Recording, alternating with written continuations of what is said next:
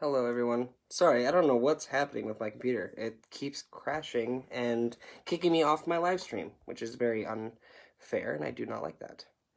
I'm just gonna wait to see if anyone can see and hear me as I continue on here. So I'll wait quickly here. Oh, there we go. Hey, Britt. Sorry, I apologize. It must have a timeline. They just updated the live streams and I don't like it. So I'm just going to be on my phone for the rest of this because that's annoying. All right. I don't know where I left off. I'm just going to continue on to 1 Corinthians here. So, yeah, we just talked about Romans 1 and Paul talking about the idea of natural and unnatural. Like I said, it's this idea of the roles rather than actually the biological aspects of sex that Paul is condemning here. Which, again, we can see that these roles are no longer parts of our society, and so those things are not really accurate now when we talk about sexual roles and stuff like that. So that would be my response to Romans 1. And hello, Brittany. I can see that you can see and hear me, so that's great. I don't know what happened. It just shut off. All right, so I got two more verses here that I'm going to share with you. So the first one is 1 Corinthians 6, 9 to 10, which states, "Do you not know that wrongdoers will not inherit the kingdom of God? Do not be deceived. Fornicators, adulterers, male prostitutes, sodomites, thieves, the greedy, drunkards, revelers, robbers, none of these will inherit the kingdom of God." Oh, thanks, Anna. Yeah, I don't know what's happening. Facebook is losing its marbles, I think. So with this verse, this one is a huge list of people that Paul is condemning and saying that they will not inherit the kingdom of God. And so the term here that a lot of people take out is the male prostitutes as well as sodomites. So again, we can refer back to Genesis here that talks about sodomy and sodomites being about gay relationships or homosexual relationships. But again, we saw that being a sodomy is about the destruction of Sodom and Gomorrah, which is about inhospitality. So we see that this term has been fluctuating throughout history.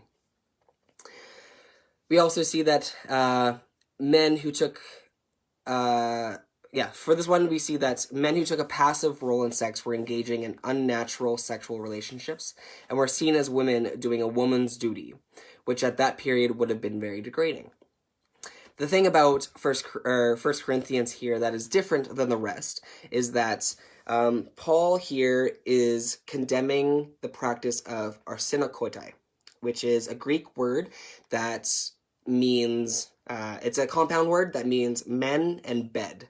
And so Paul actually created this word, and a lot of theologians have stated that they thought that Paul created this word based out of Leviticus, and so this idea of men and bed coming together.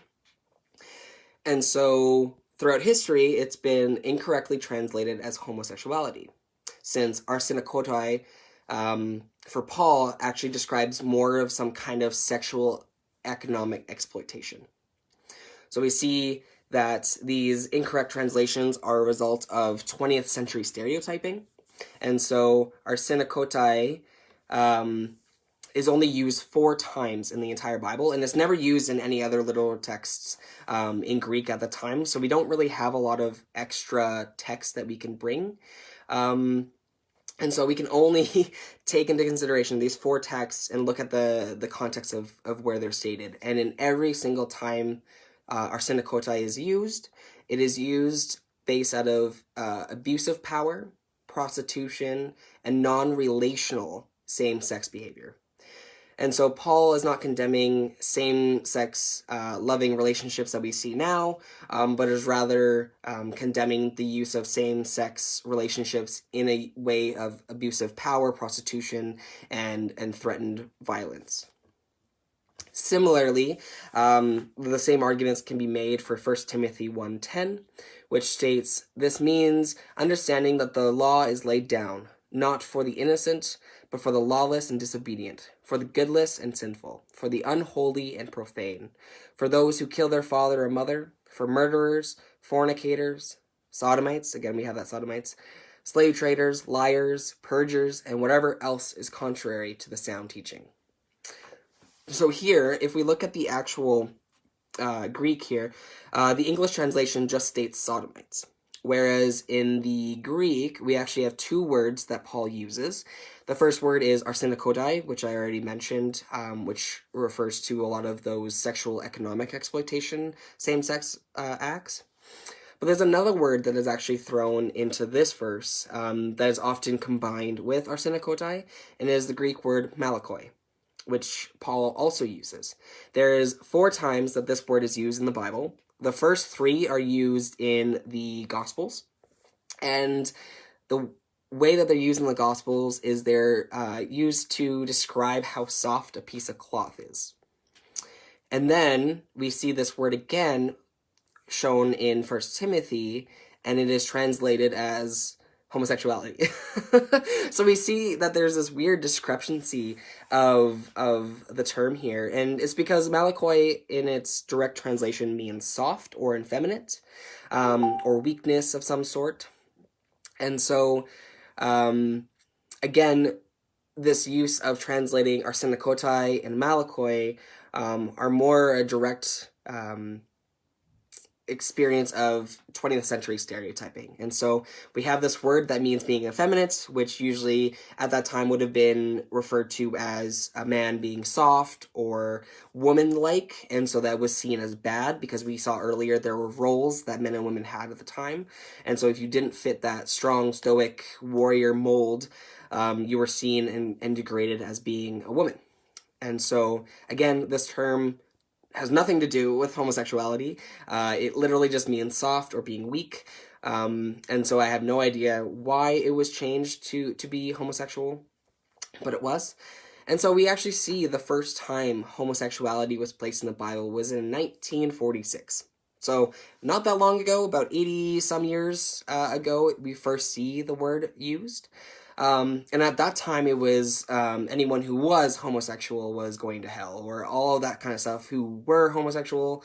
But then later we see that there was a huge shift in the church where folks in the LGBTQ community were stating, hey, no, I don't choose to be gay, I am gay. And so saying that my own personal expression of being gay is sinful just went against the idea that God created us perfectly in our mother's wombs. And so it was later then changed to state practicing homosexual. And we see a lot of the conservative Christian spaces saying this now. There was a huge shift of being gay was bad, but now it's acting of your gay identity is bad. So you can be gay and be fine, you're going to go to heaven, but you just can't act on any of that preferences. You can't be in a relationship, you can't have sex, you can't be married. So if you're celibate for the rest of your life, you're good, which I personally disagree with. And so that's kind of my responses to the few verses that we see here, all the way from Genesis through to Leviticus and then into the New Testament with Paul.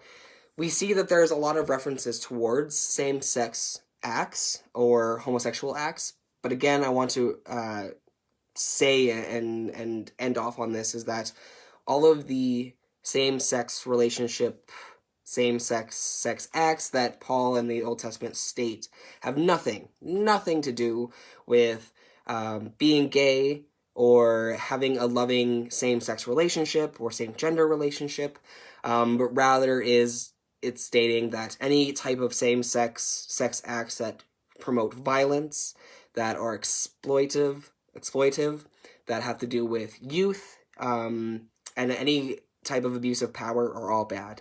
And I know for myself and many of you, we see that those type of relationships are bad, regardless if it's a gay relationship or a straight relationship. Anything that is exploitive, abusive, or any of that is seen as bad, and we see that, and we all don't approve of that either. And so for me, I would say that the Bible does not talk about homosexuality as we know it. It talks about just exploitative versions of same-sex relationships. And so, yeah, because the Bible doesn't explicitly say that same-sex loving relationships is bad, now we have to go into the idea of what does then the Bible talk about marriage. So we see that being gay is okay and having gay relationships is okay, but what about marriage? Are we allowed to, get married? Are we allowed to, have that kind of union as a same gendered couple? And that's going to be some of the stuff that I'll be talking about next week. So next week we're going to break open kind of the main theology of marriage. We're going to see how Jesus talks about marriage, how marriage is seen about from Genesis up until the New Testament. We're going to see the different types of marriage and the different types of families that are created and shown in the New Testament and the Old Testament. And so we're going to see if being queer, being gay is allowed in the main theology of marriage. And so we're going to break that open again next week for part 2 of inclusive marriage. So stay tuned for that. And I would love to see you all back again. I apologize for the split live stream. I have no idea what happened. And I hope I can fix that for next week. So stay tuned. I loved today's conversation. If you have any questions or want any of my notes on this, if you missed some of it, I can definitely send that to you. But yeah, I will see you all next week for part 2 of Inclusive Marriage. And have a good week, have a good day, and I will see you then. Bye, everyone.